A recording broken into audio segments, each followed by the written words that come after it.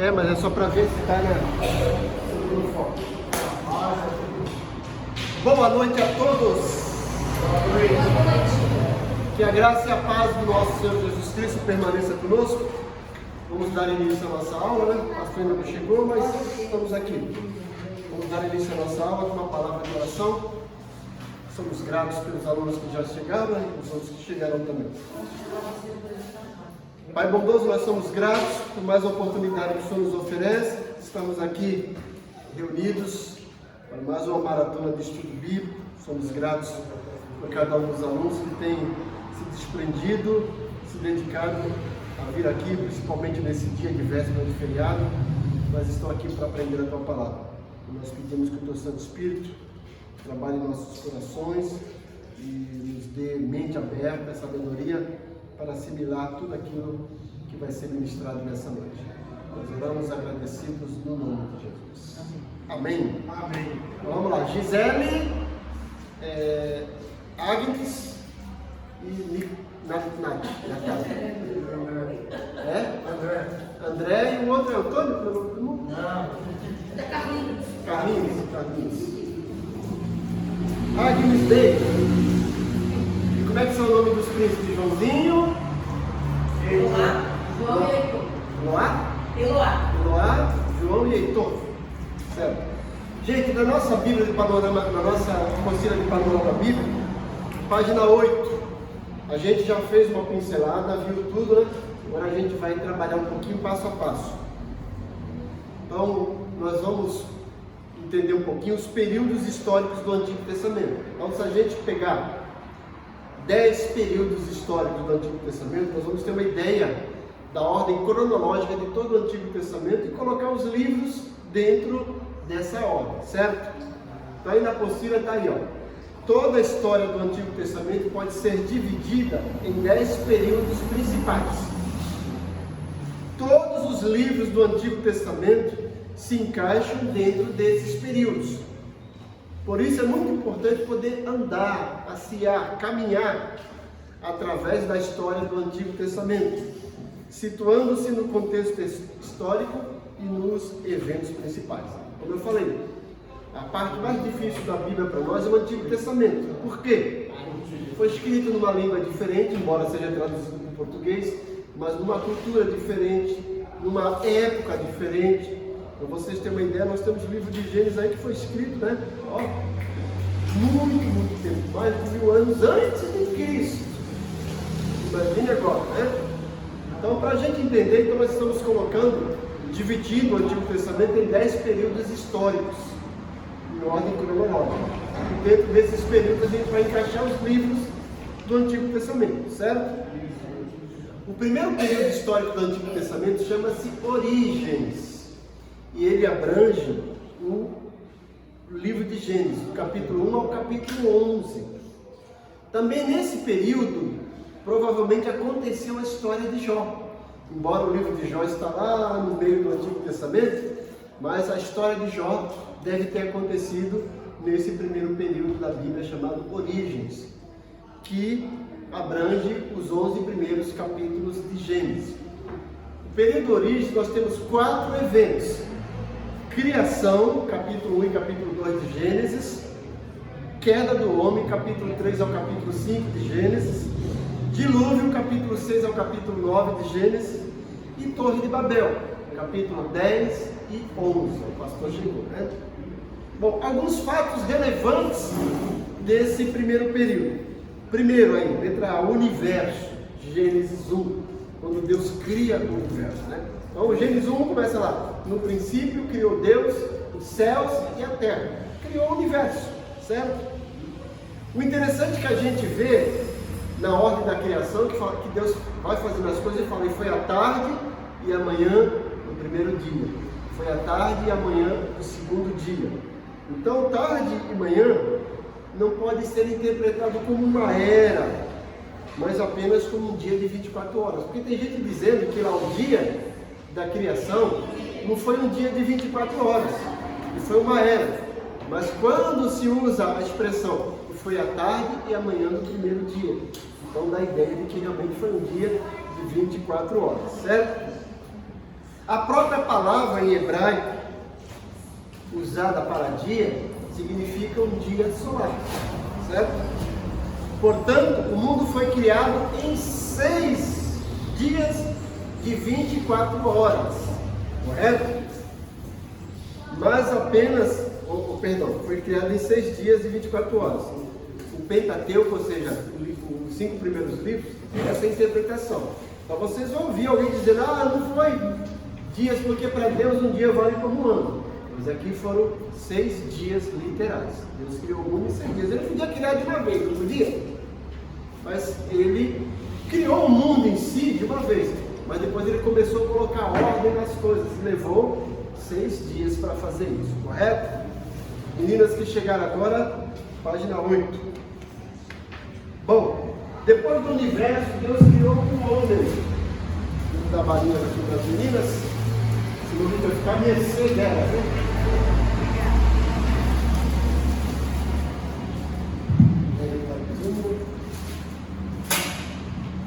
Certo? Então, depois de Deus ter criado o universo e começar a colocar as coisas em ordem, Ele criou o homem. E por que Ele não criou o homem primeiro e depois colocou as coisas em ordem? Vocês já pensaram nisso? Ninguém nunca se perguntou? Você vê que Deus vai criando as coisas, primeiro, segundo, terceiro, só cria o homem no último dia, né? Porque Deus já queria dar para o homem um universo já prontinho, para ele apenas zelar e tomar conta das coisas, né? Alguém já disse, brincando, que se Deus tivesse criado o homem e a mulher primeiro, no primeiro dia, quando Deus começasse a fazer as coisas, a mulher dá palpite. Oh Deus, tira isso daqui, coloca lá, né? Não gostei disso, arruma para lá, né? Tem essas brincadeiras aí, né? Mas não, Deus queria já deixar o homem no jardim mesmo, no paraíso, como era antes do pecado. E competia ao homem cuidar das coisas e zelar, certo? Bom, o homem foi criado à imagem e semelhança de Deus. Semelhança natural, não a semelhança física, né, gente? Porque Deus é espírito. Mas a ideia aí que o homem herdou de Deus a semelhança no sentido de que ele tem o intelecto, a razão, que ele tem emoções e vontade, certo? Então o homem pensa, o homem sente e o homem age, assim como Deus. Então, semelhança moral também. O homem nasceu sem pecado, assim como Deus não tinha pecado. O homem veio pecar depois, né? E o homem habitou no jardim do Éden. O jardim do Éden era um lugar físico, geográfico aqui na terra. Quer ver? Abram lá em Gênesis capítulo 2. Gênesis capítulo 2. Eu deixei minha Bíblia lá no carro. Gênesis capítulo 2. Veja aí, se não me engano, o versículo 10 e 11.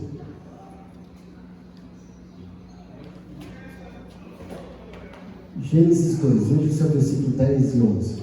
O pastor já vai postar ali. Acharam aí? O que está escrito aí, Gisele? E saía o rio do Éden Isso. para regar o jardim. E dali se dividia-se e tornava em 4 braços. O nome do primeiro Pison. Este é o que rodeia toda a terra de Avô, onde há ouro. E 11? Onde há ouro. Leu 11 também? O 12. 12. O segundo. E o ouro dessa terra é bom. Ali. Isso, olha lá. Ó. E o ouro dessa terra é bom, ali a obidério e a pedra sardônica. Passa, pastor. O nome do segundo é Giron. Esse é o que rodeia toda a terra de Cuxi, que é o Egito. Terceiro. E o nome do terceiro é Tigre. Esse é o que vai para o lado oriental da Síria. E o quarto é o rio Eufrates. Ó, gente, então é um lugar geográfico. O rio Pison e Giron não existe mais, mas o Tigre e o Eufrates ainda existe. certo? Então ali ficava mais ou menos onde aparecia Abraão. Abraão era da onde, gente? Terra de Ur, né? Ur dos caldeus. Hoje, pra vocês terem uma ideia, hoje o Jardim do Éden seria provavelmente ali no Iraque. Pra vocês terem uma ideia. Provavelmente no Iraque. Então o Jardim do Éden era um lugar físico aqui na terra. Vocês vão ver mais à frente, quando Abraão vai buscar Ló, e depois quando eles voltam, e aí há uma discussão entre os homens de Ló e os homens de Abraão, e Abraão fala assim para ele, embora Abraão pudesse escolher, escolha o que você quiser. Aí a Bíblia fala que Ló olhou um lugar, apareceu no jardim de Deus, e escolheu aquele lugar. Então Éden era um jardim físico, certo? Bom, voltando na apostila, na página 8, a queda do homem aconteceu no capítulo 3, né? Quando o homem pecou, perdeu sua semelhança moral, ou seja, a impecabilidade. O homem agora se tornou um pecador, né? Mas ainda retém sua semelhança natural. O homem ainda tem vontade, ainda tem razão e tem os sentimentos, as emoções. Vocês sabiam que Eva foi enganada? Adão provavelmente não, não é isso? Veja o que diz 1 Timóteo 2,14. Então, a ideia de que Adão comeu do fruto conscientemente. 1 Timóteo 2,14.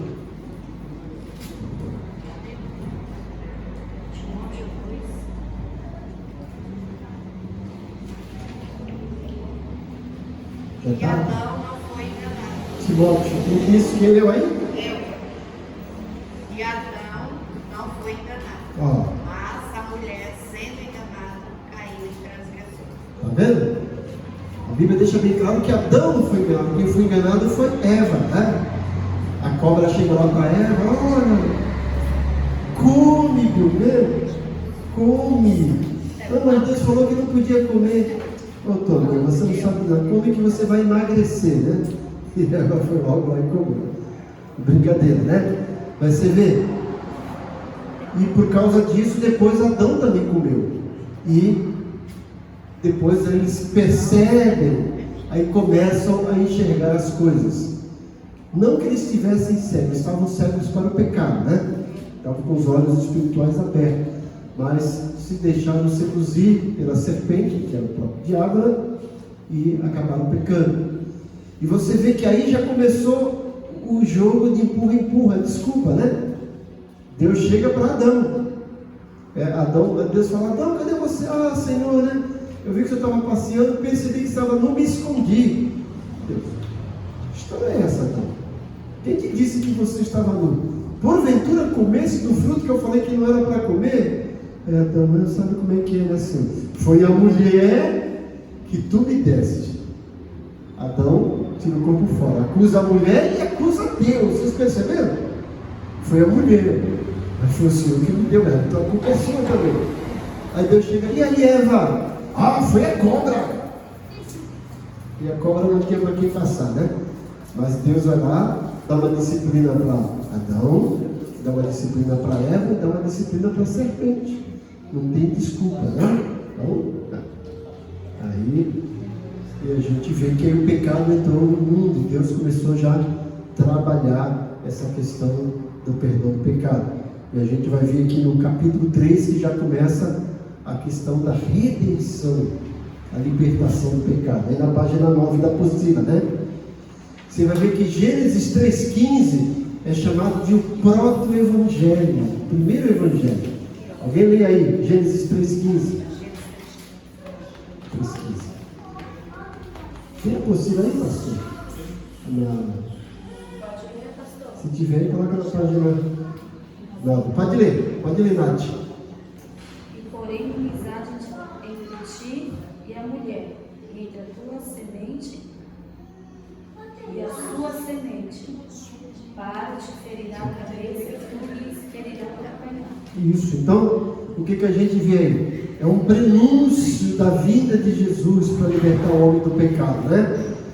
Prenunciando que Cristo infligiria um golpe mortal sobre a cabeça de Satanás. E você vai ver que Deus já providencia o quê? Vestimenta de peles.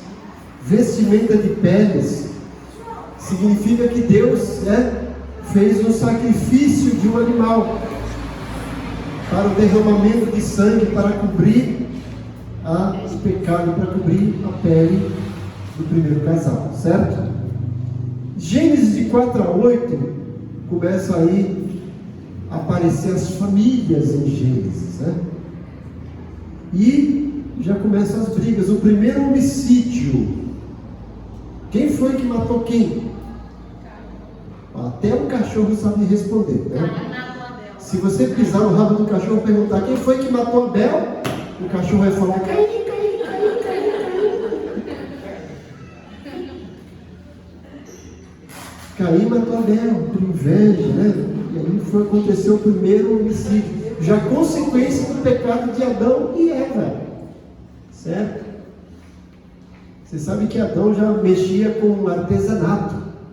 Lá no Jardim do Éden ele já fazia coisa com EVA. Né? Bom, a família de Caim foi uma família que teve progresso.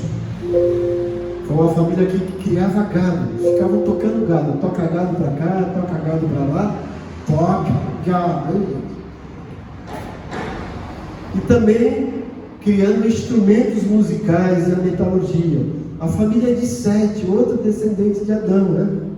Os homens começaram a voltar para Deus. A partir de Sete, né? Bom, e aí começam a aparecer as nações, no capítulo 9 e no capítulo 10. Os filhos de Noé deram origem às diferentes nações e povos do mundo, através dos 3 filhos de Noé. Mas alguém já disse que Noé teve 101 filhos e um cachorro. Ele teve 100, mas Jafé 101 e um cão. Então os 3 filhos de Noé deram origem a todos os povos que existem hoje, certo?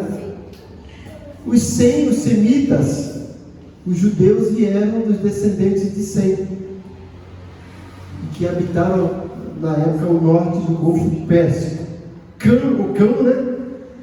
Deram origem aos povos da África Oriental e a costa setentrional da África. Está aí na página 9 da apostila, né? E Jafé, de onde surgiu a Eurásia, do Mar Negro até a Espanha. E lá em Gênesis capítulo 11 aconteceu a confusão de línguas.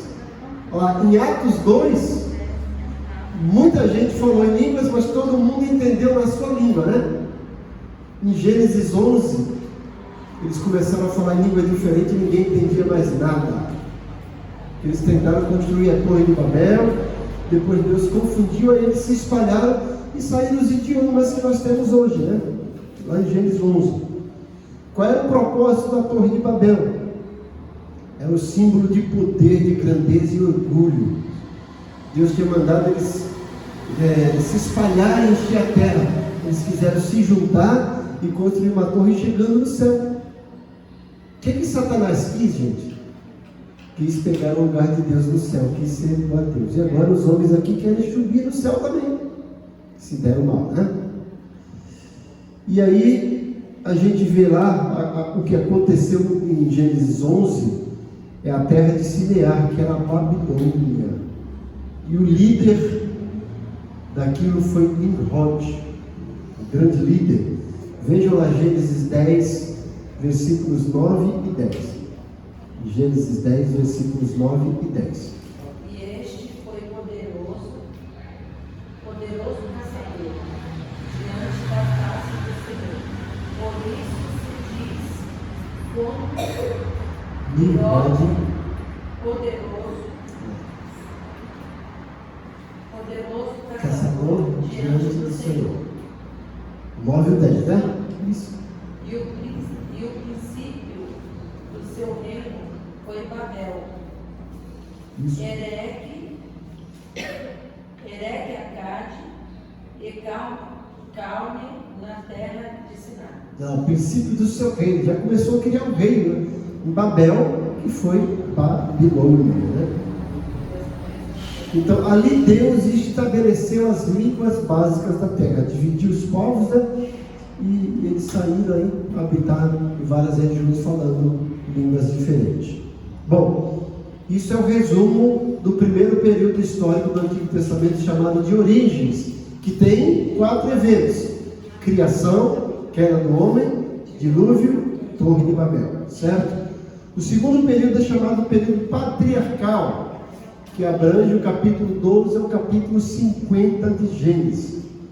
E aí nós temos 4 pessoas em destaque. Os patriarcas eram uma espécie de sacerdotes do lar.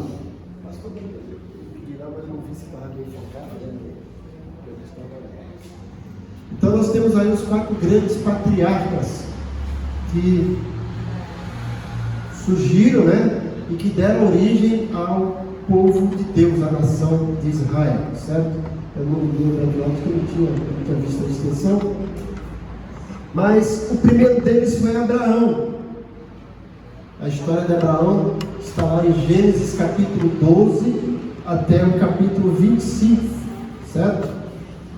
E a gente até brinca, né? Mas Abraão morou num lugar que naquela época, gente, era um centro bem civilizado.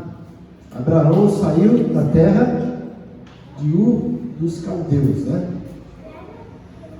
Depois se tornou a Caldeia. Eu até brinco, falo que naquele tempo já tinha internet. Abraão tinha um site, que Deus falou: Abraão, sai da tua terra.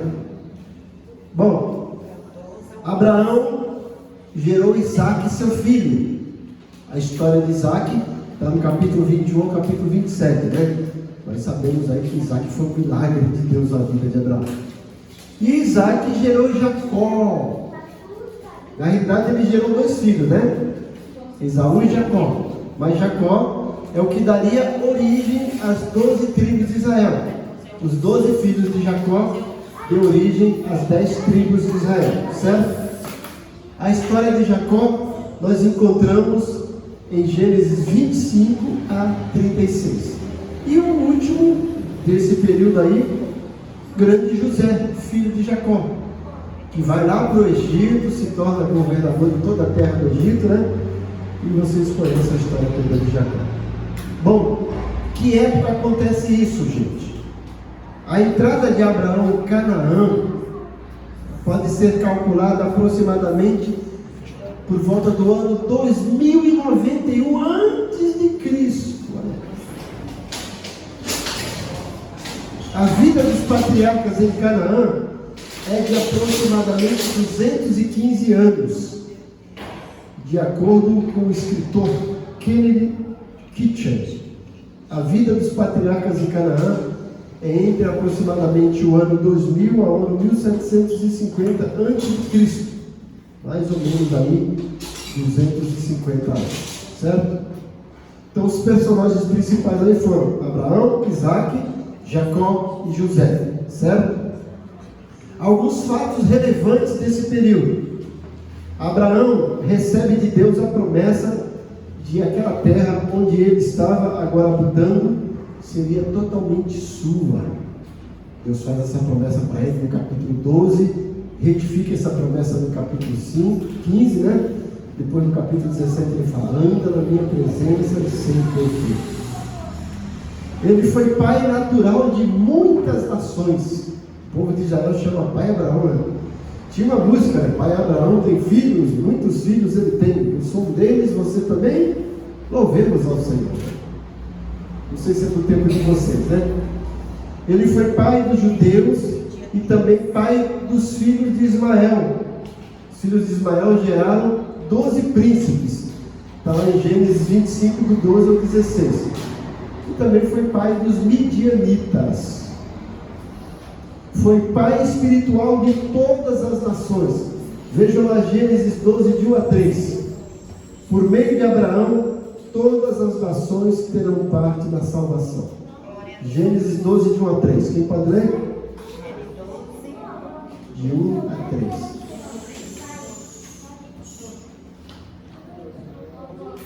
Ora, o Senhor disse a Abraão: sai da tua terra e da tua parentela e da casa de teu pai,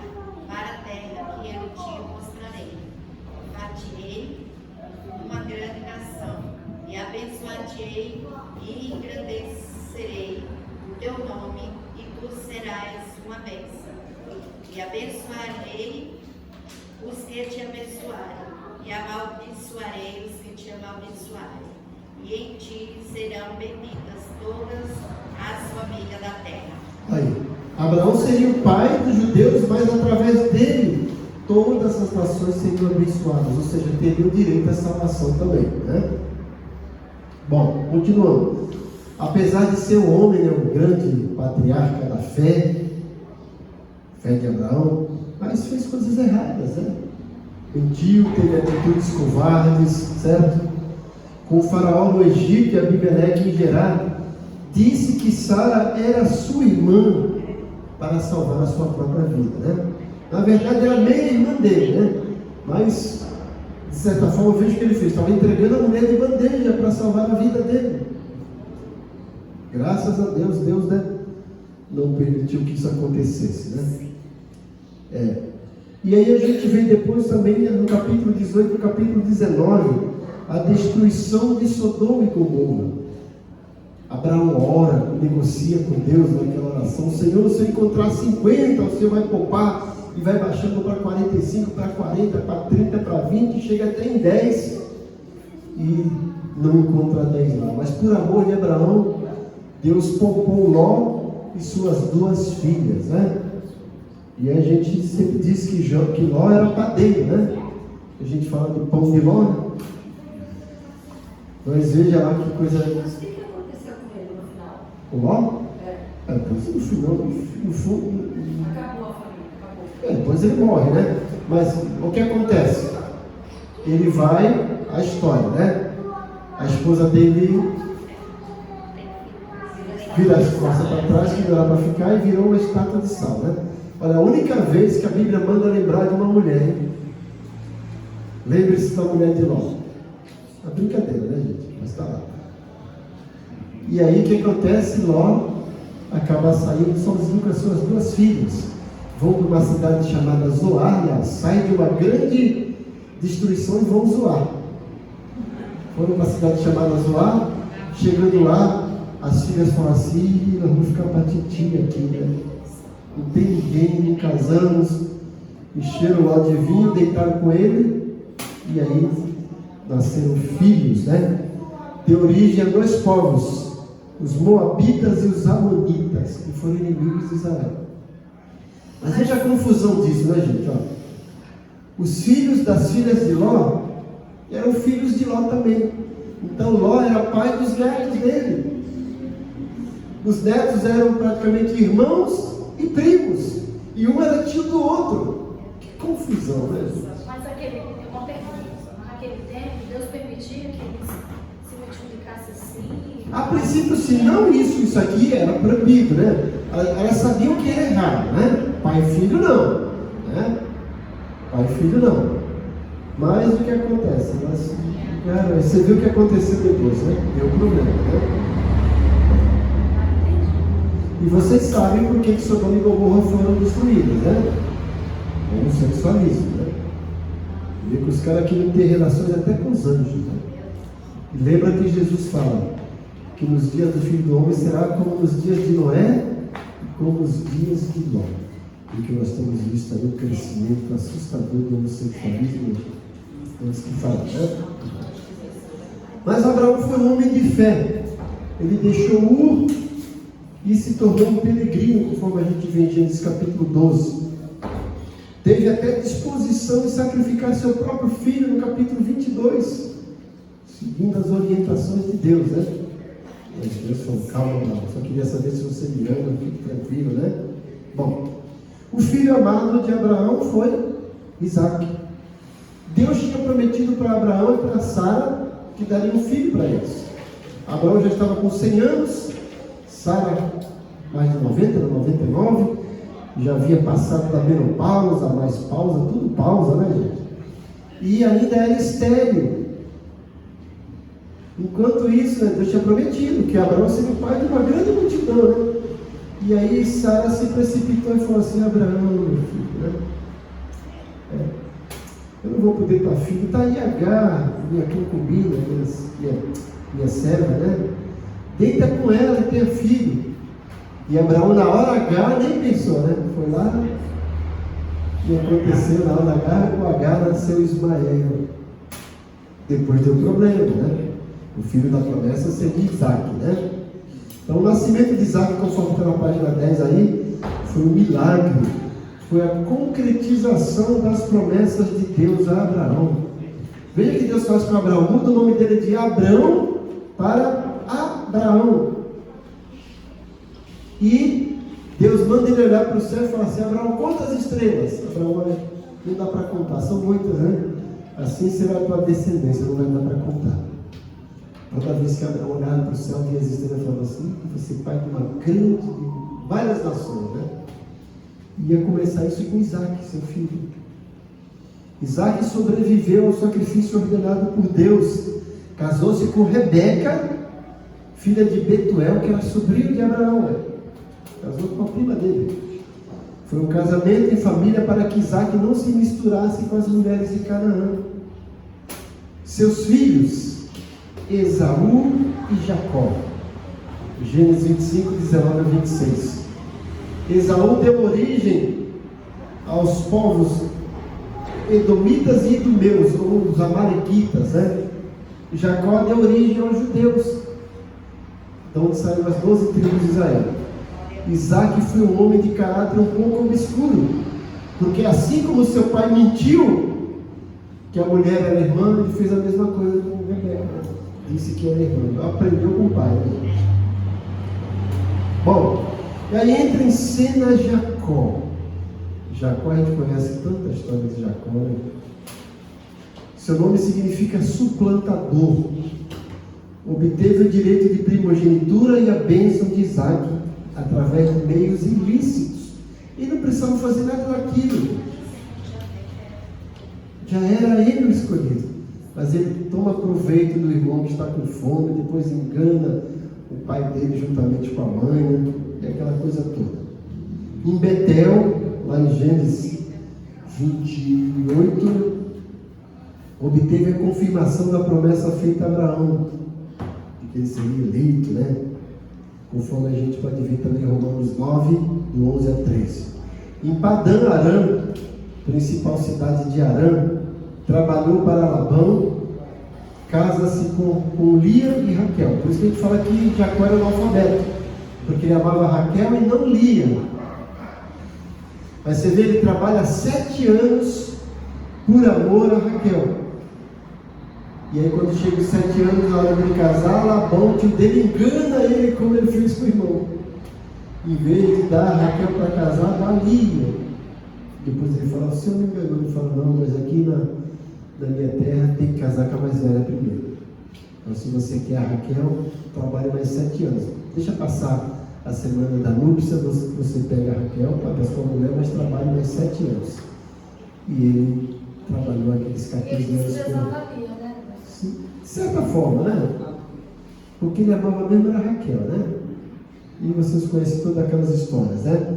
E aí de Jacó nasceram 12 filhos, que deu nome para as 12 tribos de Israel. Olha o que aconteceu.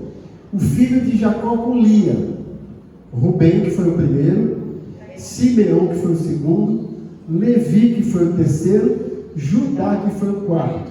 Depois veio Issacar, o nono, e Zebulon, o 10º. Filhos com Raquel, só teve 2. Deus curou Raquel também, né? José, que foi o 11º, e Benjamim, que foi o 12º. Agora as servas, as concubinas que Jacó teve. Ele teve filho com Bila, serva de Raquel. Foi o 5º, Dan, e o 6º, Naftali. E filhos com Zilpa, serva de Lia. Gad, o 7º, e Asser, o 8º. E além, não esquece que ele teve uma filha também. Como era o nome da filha de Jacó? Ganhando uma bala, quem acertar? De nada? Mãe de nada? Não foi essa que foi a mãe de nada? Vamos ganhar aqui a família Mercê, uma bala cada um. Mãe e filha, né? Mãe e filha. Isso. De nada, né? Bom, continuando.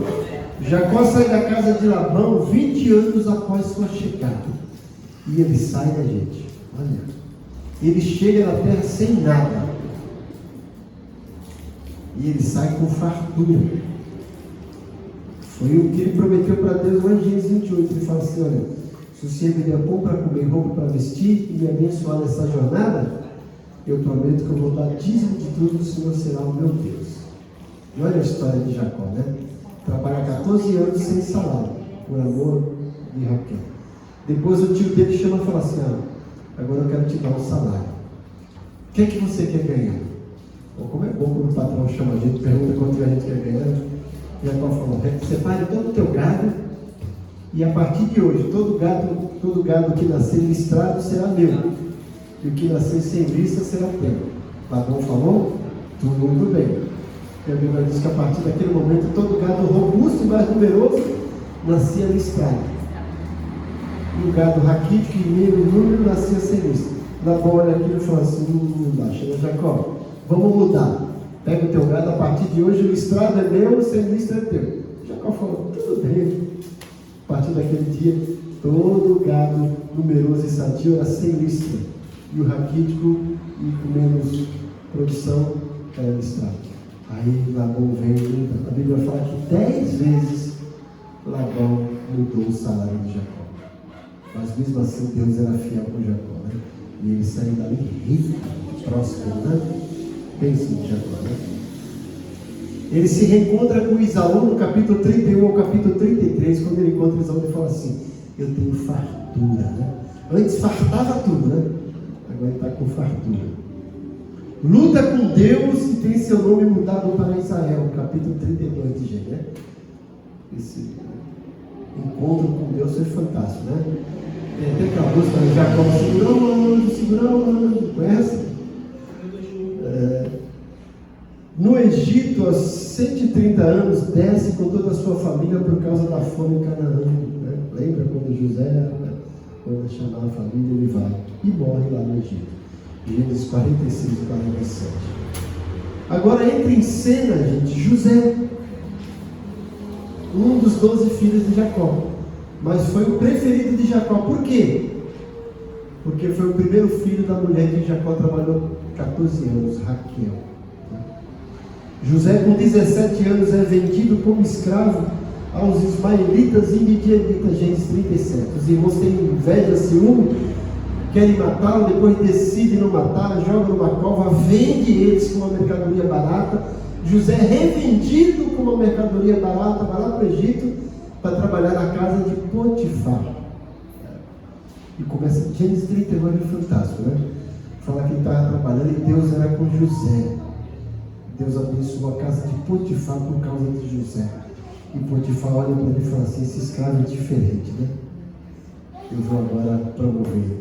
Ele é promovido para ser o mordomo da casa de Potifar. Mas aí entra em cena a mulher de Potifar, aquela Patifa, né? Chega lá no ouvido de José, José bonitão, né? É um Brad Pitt, olha, Leonardo DiCaprio. José, vem dormir comigo, José, mas eu não estou com sono. Mas não é isso, José. José fala assim: que isso? Pecaria eu contra o meu Senhor e contra o meu Deus, né? E não deita com a mulher de Potifar, né? Mas era pronta, né? Quando Potifar descobre, né? Manda prender José. Potifar manda prender José, né? E José está lá preso injustamente. Mas a Bíblia fala que Deus era com José, né? E o carcereiro fala assim: esse prisioneiro está aqui preso, toma a chave da prisão, José, toma, é contigo, toma conta dos presos, né? E José sai da prisão para ser o governador de todo o Egito, né? Que coisa maravilhosa, né? Eu gosto quando José fala em Gênesis 50:20: vocês intentaram mal contra mim, mas Deus transformou em bênção. Isso lembra de Romanos 8:28. O que diz Romanos 8:28?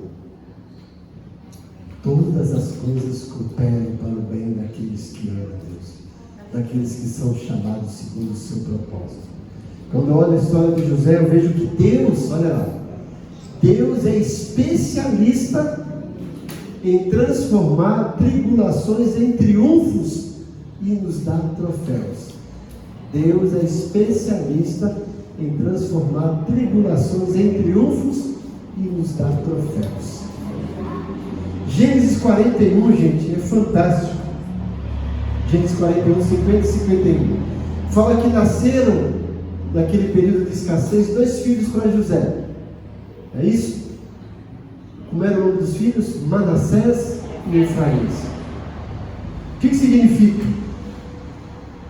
Deus me fez esquecer e Deus me fez próspero. Os 2 filhos que nascem, José lembra-se de Deus. Ele fala: Deus me fez esquecer de toda a tristeza, de toda a angústia que eu passei esse tempo todo. Deus me fez esquecer. Depois, Deus me fez prosperar. Tem muita gente, escute você, tem muita gente que não prospera porque não esqueceu mágoas do passado. Para prosperar, tem que esquecer as mágoas, senão não prospera. Mas para esquecer precisa de Deus. E José entendeu que precisava de Deus. Deus me fez esquecer. Deus me fez prosperar. Ele não fala: eu esqueci, eu prosperei. Deus me fez. Né? É isso que significa Manassés e Efraim. Então José, com 30 anos, ascende ao trono com Faraó, 13 anos após ser vendido. 7 anos de fartura sobre a terra. Nesse período nasce a José 2 filhos, Manassés e Efraim. Gênesis 41, 50. 7 anos de fome sobre a terra.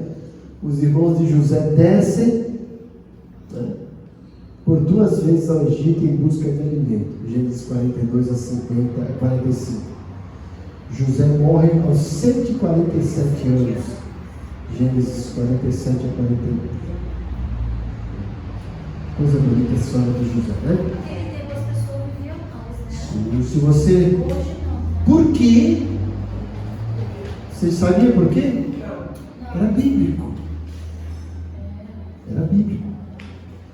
No capítulo 6 a gente vai ver isso. Vocês perceberam que depois do dilúvio o homem passa a viver menos? E o Salmo 90, o Salmo de Moisés, fala que o homem 70, 80 e passado disso é cansaço e fado.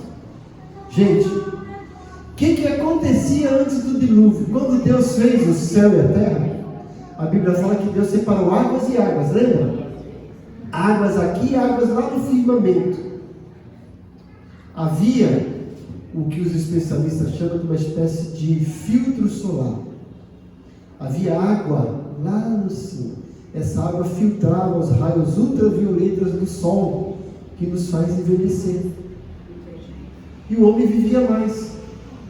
No dilúvio, essa água desceu, porque nunca tinha chovido antes na terra, sabia? Deus abriu as comportas, essa água desceu. Depois do dilúvio, o sol começou a penetrar mais fácil na camada da terra. Você vai ver que depois do dilúvio, as pessoas morrem no máximo 120 anos.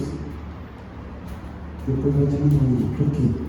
O sol escaldante, raio ultravioleta do sol. Esse filtro não tem mais. Né? Agora fala lá Isaías 65, Isaías 11.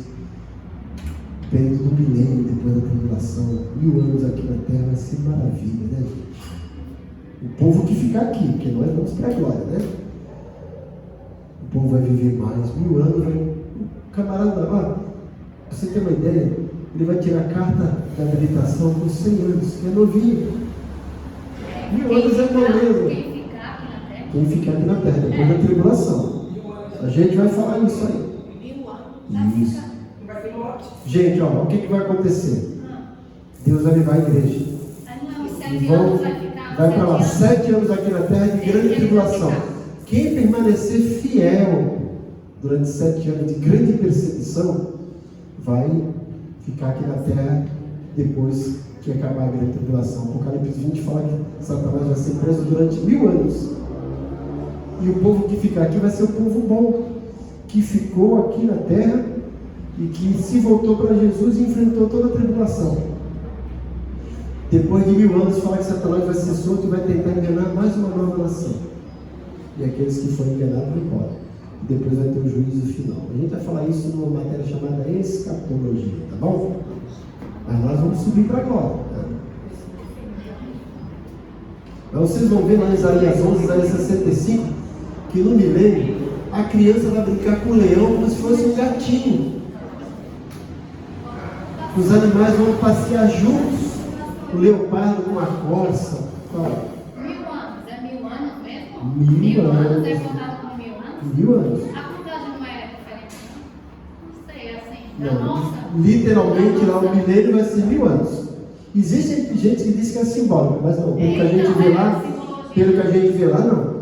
Porque Isaías 65, Isaías 11 vai falar que os homens vão viver bem mais. Porque o Senhor vai restaurar essa terra. Porque tem uma parte na Bíblia que fala 1000 anos para Deus é como Como um dia, e dia. um dia como 1000 anos. Sim, então, mas não significa isso. Não é esse período de 1000 anos.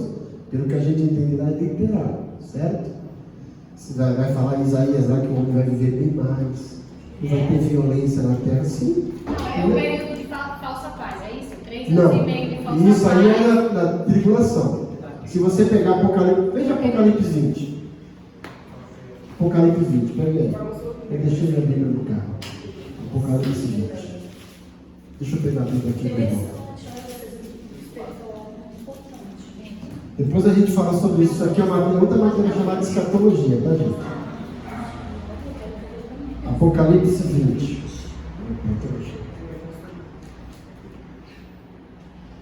Abriram? Sim. Acompanhe comigo aqui. Versículo. Desde o começo aqui, ó. Vi descer do céu um anjo que tinha a chave do abismo e uma grande cadeia na sua mão. Ele prendeu o dragão, a antiga serpente, que é o diabo e Satanás, e amarrou por 1000 anos. 1000 anos. E lançou no abismo, e ali o encerrou e pôs selo sobre ele, para que não mais enganasse as nações, até que os 1000 anos se acabem. E depois importa que seja solto por um pouco de tempo. 1000 anos Satanás preso, e vai ter paz aqui na terra. Agora vamos lá para Isaías 65. Isaías 65. Isaías 65.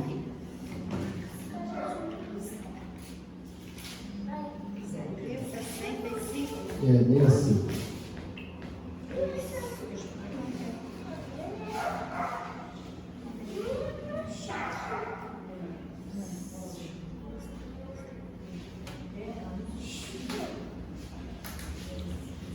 Se não me engano, a partir do versículo 18. Deixa eu ver aqui. Isso, a partir do 17. Ó, porque eis que crio céus novos e nova terra, e não haverá lembrança das coisas passadas, nem mais se recordarão. Mas vós folgareis e exultareis perpetuamente no dia em que eu crio, porque que eis que crio para Jerusalém alegria e para o seu povo gozo. Folgarei em Jerusalém, exultarei o meu povo, e nunca mais se ouvirá nela voz de choro nem voz de clamor. Não haverá mais nela criança de poucos dias, nem velho que não cumpra os seus dias, porque o mancebo morrerá de 100 anos, mas o pecador de 100 anos será amaldiçoado.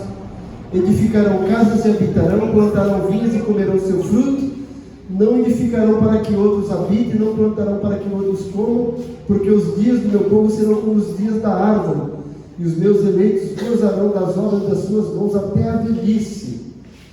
Não trabalharão debalde, nem terão filhos para perturbação, porque são a semente dos benditos do Senhor, e seus descendentes com ele.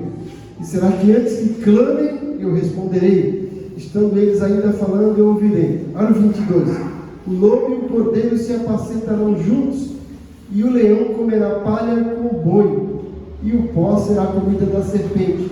Não farão mal nem dano algum em todo o seu santo nome, diz o Senhor. Isaías 11, gente.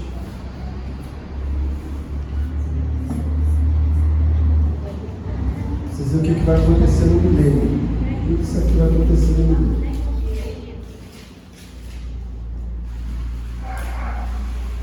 Isaías 11. Amém.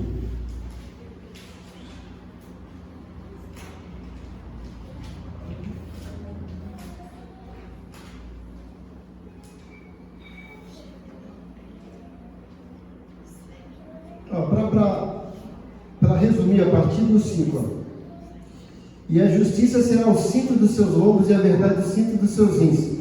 E morará o lobo com o cordeiro, o leopardo com o cabrito, se deitará. E o bezerro e o filho de leão e a neve e a ovelha viverão juntos. E um menino pequeno os guiará.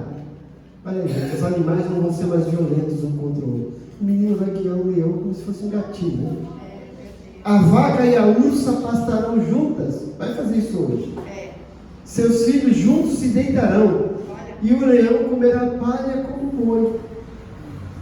E brincará a criança de peito sobre a toca da áspide. E o já desmamado meterá a sua mão na cova do basílico. Ó, não se fará mal nem dano algum em todo o monte da minha santidade, porque a terra se encherá no conhecimento do Senhor, como as águas cobrem o mar. E vai continuar dizendo, gente, que as armas de guerra vão ser transformadas em instrumentos de lavoura. Coisa bonita, né? Mas a igreja não está como estará aqui. A igreja vai estar no céu, mas terá acesso à terra. Se você ver Apocalipse 20, fala que Deus vai colocar trono e nós vamos reinar com Cristo aqui, gente. Jesus vai ser o rei sobre toda a terra no milênio. E nós teremos acesso aqui à terra de Deus. O anticristo, Satanás foi preso. O anticristo vai ser destruído no final da grande tribulação. E Satanás vai ser preso depois da grande tribulação. 1000 anos. Depois de 1000 anos vai acontecer tudo isso na terra. Nós teremos acesso, a Bíblia fala da Nova Jerusalém que desce do céu. O povo aqui da terra, que vai ser só gente boa, vai ter uma visão da Nova Jerusalém. E nós, como anjos do corpo glorificado, vamos ter acesso aqui à terra, né? Só gente boa, para glorificar.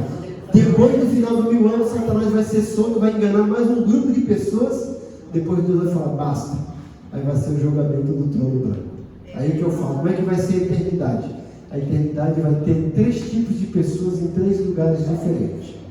A igreja que foi arrebatada vai estar no céu com o corpo glorificado. E o povo que ficar no milênio e ficar firme e não sucumbir à tentação de Satanás, vai ficar morando na terra. Por isso que os testemunhos de Jeová falam que os justos herdarão a terra. Eles vão ficar aqui na terra com o corpo sempre glorificado, como era no paraíso, antes do pecado, para viver eternamente. E nós lá no céu teremos acesso aqui à terra, com o corpo glorificado. E os outros que forem julgados e forem condenados, os ímpios de todas as épocas, vão ficar no inferno a vida toda e mais 6 meses. É eternidade. Vocês vão aprender isso numa matéria chamada escatologia, né? Mas não é isso. Eu não sabia, tá vendo? Então, vamos aprender. Isso. Assista aqui o vídeo e contem para eles. Manda eles assistir o vídeo, curtir, compartilhar. Se o pastor permitir, depois a gente faz essa matéria chamada escatologia. Eu tenho os slides passo a passo, gente. O que vai acontecer na grande tribulação, os 7 selos, as 7 taças, as 7 trombetas. Tem uma trombeta que vai falar sobre que os homens vão morrer com queimaduras. Por quê? Porque o sol vai ficar quente. Vocês estão vendo que a cada ano o planeta está aquecendo, né?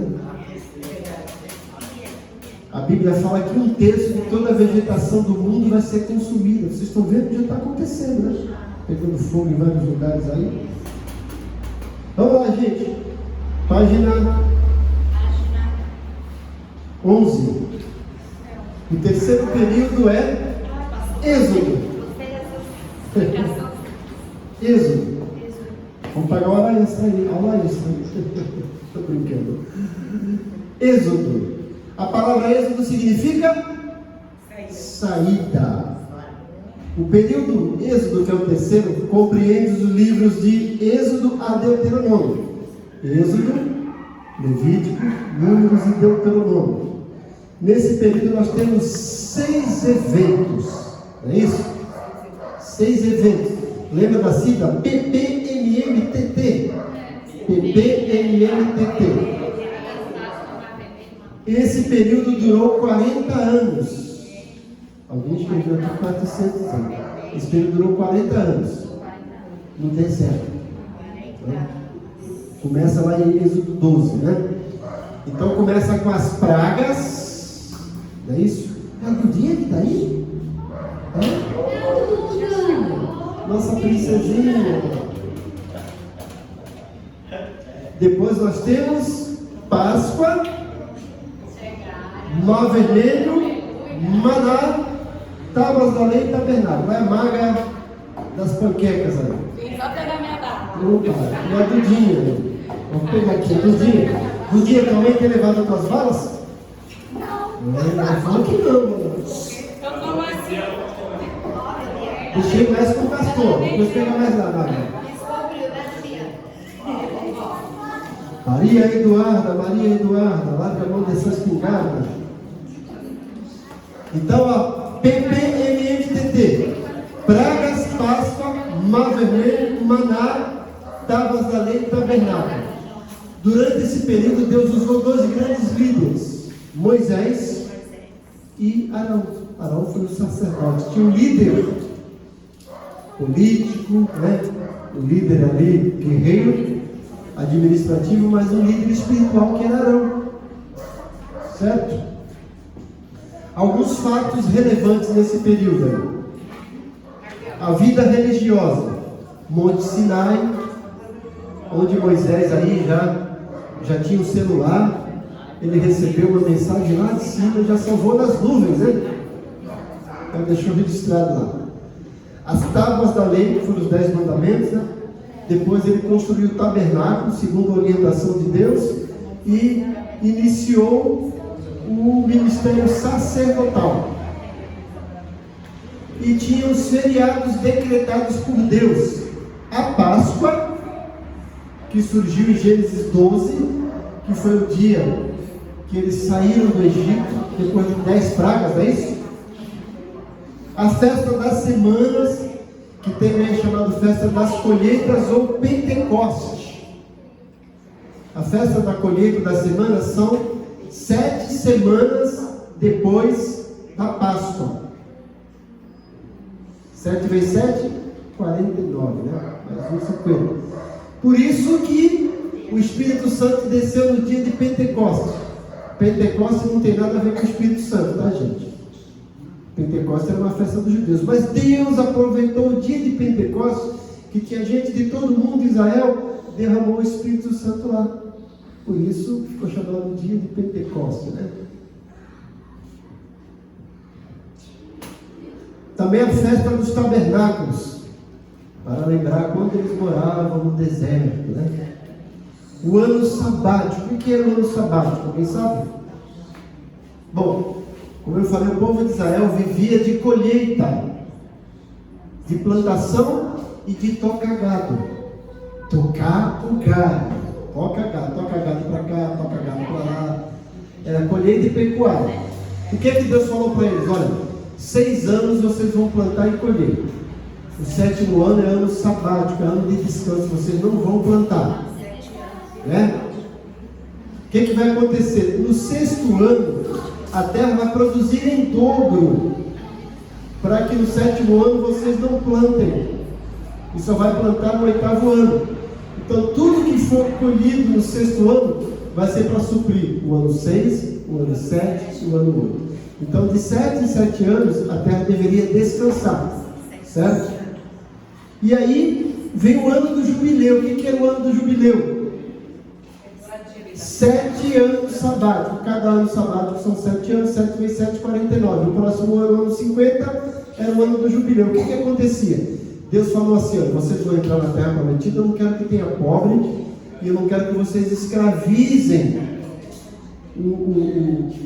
os conterrâneos de vocês. Mas se alguma família ficar endividada e tiver que vender a casa deles, que eles moram, no ano sabático, no ano do jubileu, vocês têm que devolver para eles. E se alguém for ficar escravizado no ano do jubileu, tem que libertar. Porque Deus não queria que o povo ficasse sem sua casa própria. Então, e o povo já era inteligente. Se ele comprasse a casa no ano 40, ele sabia que no ano 50 tinha que devolver. Se fosse a única casa da família, tá? Se a família tivesse uma segunda casa, não tinha problema. Mas se fosse a única casa que ele tivesse endividado, no ano do jubileu ele tinha que devolver. Então, por exemplo, a pessoa que comprava sabia assim, ó, daqui a 10 anos eu vou ter que devolver. Quanto vale a casa? 50 mil? Eu só vou usar 10 mil. Então ele já tirava um pouco do preço, porque sabia que no ano do jubileu ele teria que devolver. Então era isso, porque Deus não queria que o povo ficasse miserável, tivesse esse equilíbrio, tivesse verdadeiramente sua casa, sua vida, né? E vocês viram que o que vai acontecer no milênio? Vão construir casa para si próprio. No milênio terão sua casa e sua vida mesmo, de primeira, né? Não vai ter esse negócio de casa alugada não, né? Então são os feriados decretados por Deus, os mais importantes, ó. A Páscoa, a festa da semana também chamada festa da colheitas ou Pentecoste. A festa dos tabernáculos, o ano sabático que é de 7 anos e o ano do jubileu que é de cada 50 anos. Certo? Gente, o percurso dos israelitas quando saíram do Egito até entrar na terra prometida. Do Egito até o Monte Sinai foi 2 anos, foram 2 anos. Alguém leia Números 1:1.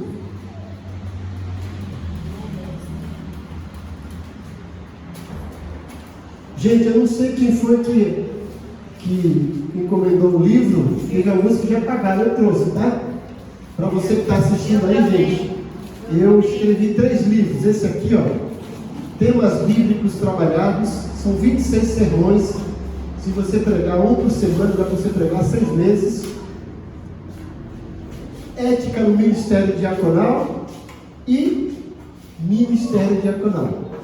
São esses 3 livros que eu já escrevi. Depois, quem quiser, é só falar comigo. Se eu trouxe meu, né? Eu trouxe aí, não sei quem era, mas está aqui, eu trouxe. Vamos lá, gente. Números 1:1. Quem leu? Falou mais o Senhor a Moisés, no deserto do Sinai, na tenda da congregação, no primeiro dia do 2º mês, no 2º ano da sua saída da terra do Egito, dizendo: Ó, primeiro dia do 2º mês do 2º ano. Ou seja, do Egito até o Monte Sinai foram 2 anos de peregrinação. Bom, e agora, olha o que disse Êxodo 13:17. Deus fala assim, ó: não vão pelo caminho dos filisteus. Êxodo 13:17.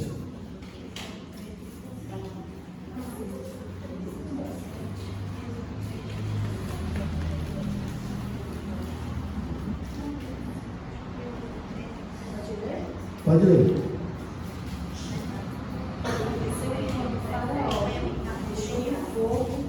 Deus já os levou pelo caminho da terra dos filisteus, que estava mais perto, porque Deus disse: para que porventura o povo não se arrependa, vendo a guerra e volte ao Egito. Então, o povo deveria ir em linha reta, que deveria ser um percurso de 40 dias. Mas Deus falou: esse povo é de cabeça dura. Quando ele vir os filisteus, vão ficar com medo, vão querer voltar. E Deus mandou eles voltarem para o outro lado. E eles vão ter que atravessar o Mar Vermelho. Eles ficam andando praticamente em círculo no deserto por causa da desobediência, por causa da murmuração, por causa da incredulidade. Veja o que diz Deuteronômio capítulo 1, versículo 2 e 3. Eles levaram do Monte Sinai, depois de 2 anos que eu saí do Egito, até Cades Barnea, próximo de atravessar o Jordão, 38 anos vagando pelo deserto. Margarete pregou e a Dudinha cantou? Não louvou, Dudinha? 2 é 2? Essa aí tem futuro, né? Vai ser uma grande pregadora do Evangelho. Maria Eduarda, Camila Barra vai ficar lá pedindo autógrafo para ela, né? A vovó fala: receba, né? É, vovó, receba. Vamos lá, Deuteronômio capítulo 1, versículo 2 e 3. Diz assim: do Monte Sinai até a cidade de Cades Barnea são 11 dias de viagem, pelo caminho que atravessa a região montanhosa de Edom. Já fazia 40 anos que o povo de Israel tinha saído do Egito. E no primeiro dia do 11º mês, Moisés disse ao povo tudo que o Senhor Deus havia mandado que ele falasse. Já havia quantos dias que tinham saído do Egito? 11. Quantos dias? 40 anos. 40 anos. E lembra que dos Egito até o Sinai, 2 anos. E agora fala 40 anos. Com menos 2, 38 anos. Do Monte Sinai até Cades Barnea, próximo de atravessar o Jordão, mais 38 anos. Contando com mais 2 anos, 40 anos. Era uma jornada para 40 dias. Sabe o que eu digo? Deserto é um lugar de treinamento de Deus. Quanto mais rápido a gente aprende a lição, mais a gente chega a tomar posse da bênção. Mas o povo demorou para aprender e demorou. Eu sempre falo, Deus jamais vira uma página na nossa vida sem que a gente aprenda uma lição. Porque Deus tirou o povo do Egito, mas o povo não tirou o Egito do coração. E ficou lá. Até morrer toda aquela geração. Só 2 pessoas que saíram do Egito entraram na terra prometida. Quem foram? Josué e Caleb. Os outros que entraram, que nasceram durante esses 40 anos. Bom, de Cades Barnea a Moabe, a conquista da Transjordânia, ou seja, antes de atravessar o Jordão. A atitude do povo durante a peregrinação do deserto: murmuração, desobediência e incredulidade. Veja, o povo reclamava de tudo, né? Deus havia mandado as pragas, eles tinham clamado pedindo para que Deus o libertasse. Gente, eles estavam no Egito como escravos. Eles iam para a terra para ser dono da sua própria casa, dono da sua própria terra, dono da sua própria empresa. Eu falo que deserto é lugar de privação, mas também de promoção. Deus queria promover eles da escravidão para a bênção, para ser dono da sua própria terra, né? Mas precisou passar no deserto. Mas eles reclamavam de tudo. Primeira coisa: Moisés, esse mar vermelho aí, o exército atrás, nós vamos morrer. Moisés: Senhor, o que eu faço? O que tu tens na mão, Moisés? Mas já toca no mar. Deus tocou, o mar se abriu e o povo veio para Santos. Passou do mar a pé. Atravessou, eles deviam ficar contentes, né? Como Miriam, que tocou, dançou, tocou pandeiro, né? Mas o povo: Moisés, nós queremos comida, já estamos cheios, né? Lá no Egito nós comíamos melões, pepinos e alhos silvestres, tudo coisa indigesta, né? Deus mandou maná, coisa boa, né? Então em dia de manhã era só acordar, o maná estava fresquinho lá. Daqui a pouco eles enjoam do maná. Nós queremos carne, Moisés. Deus manda as codornizes. Nós queremos água, Moisés. Deus manda água. Quando não tinha mais o que reclamar, eles falam assim: olha, era bom a gente ter ficado no Egito, porque tínhamos onde enterrar os nossos mortos. Deus fala: misericórdia, esse povo está de brincadeira. Nem Moisés entrou na terra prometida. Nem Moisés. Só Josué e Caleb e aqueles outros, né? Bom, rebeliões. Se rebelaram contra o juízo de Deus e contra a autoridade de Moisés. Se deram mal, né? Bom, esse foi um período chamado Êxodo, que é o 3º período. Vamos para o 4º período chamado Conquista. Josué, o livro de Josué conta essa história, né? Temos 2 eventos: a conquista da terra prometida e a divisão da terra entre as 12 tribos. Isso aqui dá um sermão, gente. Conquista e divisão. Tudo aquilo que nós conquistamos de Deus é para ser compartilhado com o nosso irmão, com a nossa igreja, né? Para abençoar. Eu falo que o crente não pode ser abençoado. Que isso, pastor? Sim. O crente não pode ser abençoado, ele tem que ser uma bênção. E quando você é uma bênção, você é abençoado e abençoa os outros. Deus disse a Abraão: você é tudo uma bênção. O crente tem que ser uma bênção. Fatos relevantes nesse período de conquista: os povos que habitavam a terra de Canaã antes do povo chegar lá: os cananeus, os heteus, os heveus, os ferezeus, os girgazeus, os amorreus e os jebuseus. Tudo eu, né, gente? Para vencer os eus da vida, a gente tem que colocar um J, um S e um S, né? Jesus. Ou colocar um D e o S, dá Deus. Esses povos jamais formaram um grande e forte império. Eram numerosas cidades-estados. Controlavam tanto territórios quanto possível, como cidades bem fortificadas. Era uma espécie de ciganos, tá, gente? Eles tinham uma espécie de líderes. Eram cidades-reinos e ficavam peregrinando ali por aquela região. Cada uma dessas cidades tinha o seu rei. Todos esses povos deveriam ser totalmente destruídos, mas não destruíram todos. Deu um problema no final. Vitórias. Muitas vitórias foram alcançadas com a destruição de vários povos. Os israelitas, os amalequitas, esses todos os itas aí. Mas vemos mais uma vez a desobediência do povo. Muitas cidades e estados não foram destruídas por Josué, contrariando ao que Deus ordenara. Depois teve problema. Quando a gente não elimina vícios da nossa vida, coisas erradas, vai dar problema lá na frente. Tem que eliminar. Não pode brincar com o pecado. Estratégia da conquista. Eles deviam começar a destruir os povos do centro. Josué 6-9. Depois a batalha dos povos do sul, Josué 10. E a batalha do norte, Josué 11. Depois que eles conquistaram a terra, essas terras deveriam ser distribuídas entre as 12 tribos de Israel.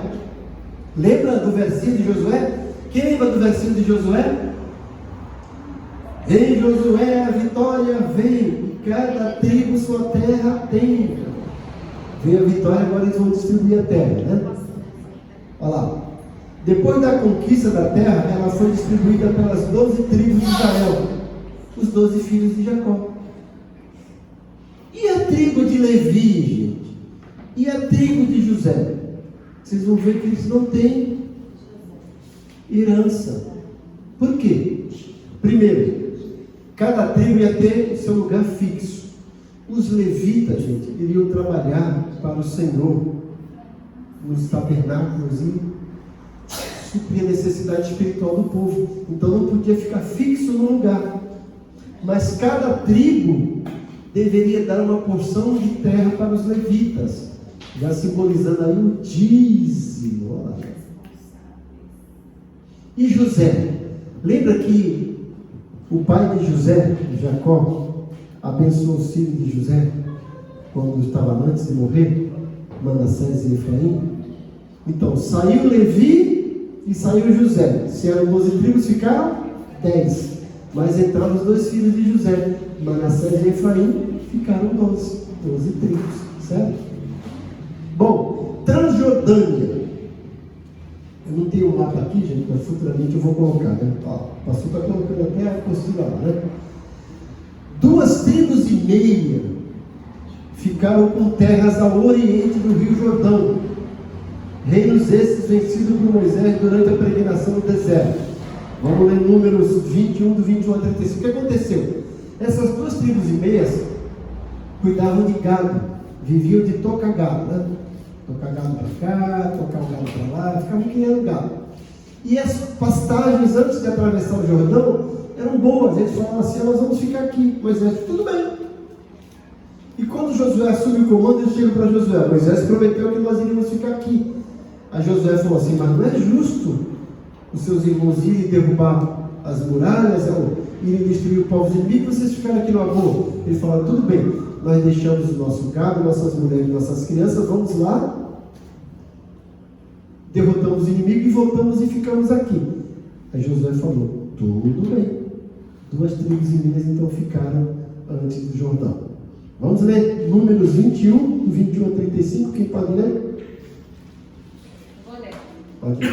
Então o povo de Israel mandou mensageiros para dizerem a Seom, o rei dos amorreus, o seguinte: deixe-nos passar pelo seu país. Não passaremos pelos campos nem pelas plantações de uva. Não beberemos águas dos poços, caminharemos somente pela estrada principal até sairmos do seu país. 23. Porém, Seom não deixou que o povo de Israel passasse pelo seu país. Pelo contrário,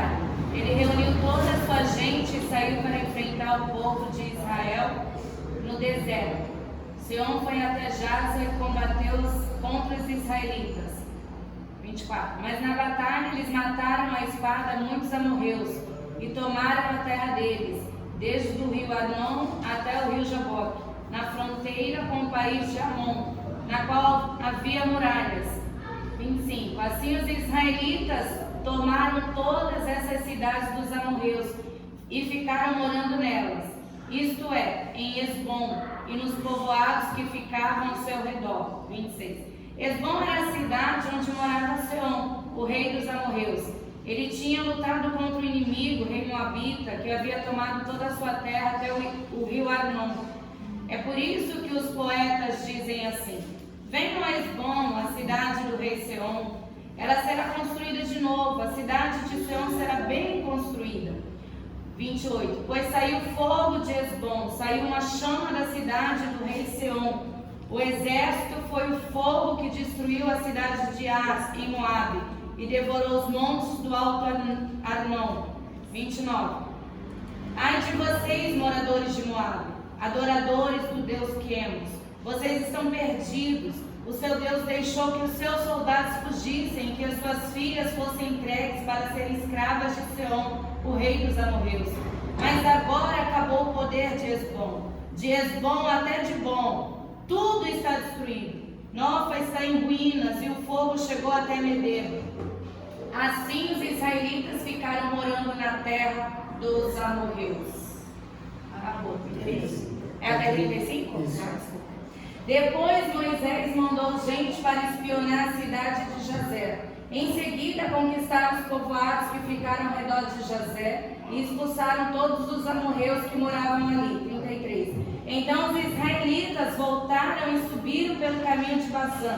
E Og, rei de Bassã, saiu para atacá-los em Edrei. O Senhor Deus disse a Moisés: não tenha medo dele, pois vou entregar nas suas mãos o rei, o seu povo e a sua terra. E você deverá fazer com ele o mesmo que fez com Seom, o rei dos amorreus, que morava em Esbom. 35. Assim os israelitas mataram Og, os seus filhos e todo o seu povo. Não escapou ninguém, e tomaram a terra deles. Então, quando foi para atravessar o Jordão, essas 2 tribos e meias, resolveram ficar ali, que era um lugar bom para cuidar do gado, certo? Bom, uma das coisas que Josué fez, orientado por Deus, foi criar cidades de refúgio. Cidades de refúgio foram selecionadas por toda a extensão do país. Está lá em Josué capítulo 20, do 1 ao 9. Para essas cidades, qualquer indivíduo poderia fugir para estar livre da vingança de sangue no caso de ter se tornado um homicida voluntário. Então essas cidades refúgio, 3 do lado do Jordão e 3 do outro lado, né? Norte, centro e sul. O que acontecia, gente? A lei era clara: se alguém matasse uma pessoa, o parente podia se vingar. Só que se fosse matava involuntariamente, certo? Para se defender, ele acabou matando. O que ele deveria fazer? Ele deveria ir para essa cidade de refúgio e ficar lá. O parente não podia tocar nele enquanto ele estivesse naquela cidade. Quando o sacerdote daquela cidade morresse, ele podia sair e a sentença dele caducava. Se ele saísse antes, o parente poderia matar. Então essa é a chamada cidade de refúgio, tá certo? E a gente fica por aqui. Semana que vem a gente vai falar sobre Juízes aqui, né, na página 12. Nós estamos dando uma pincelada aqui na apostila. Gente, de tudo que a gente falou até agora, ficou alguma dúvida? Vocês gostaram da escatologia, né? Depois a gente vai, se vocês quiserem falar com o pastor Daniel, a gente faz uma aula de escatologia aqui para vocês aí. Temos aqui os slides com o som da trombeta, vocês vão ver o seu pastor. A trombeta tocando, né? E o cavalo lá.